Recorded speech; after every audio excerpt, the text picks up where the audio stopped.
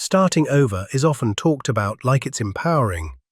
A fresh start, a clean slate, a chance to rebuild.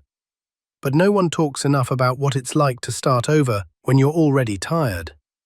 If that's where you are, this is for you. When you're exhausted, starting over doesn't feel hopeful. It feels heavy, like being asked to climb when you haven't recovered from the last fall. You might hear phrases like, "This is your chance. You can reinvent yourself. At least you get a fresh start." And instead of feeling motivated, you feel overwhelmed. Because you don't need reinvention, you need rest.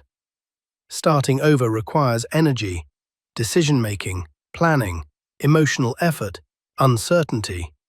When you're already worn down, those things don't feel exciting. They feel impossible. There's often guilt attached to this. You might think, I should be grateful for a second chance.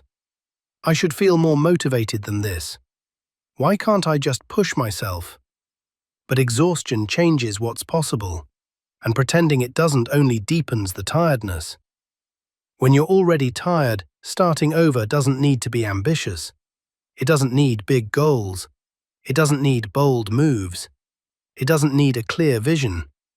Sometimes starting over is just staying present, staying alive, staying open enough to take one small step when you're able. You don't need to rebuild your whole life at once. You don't need to know where this is going.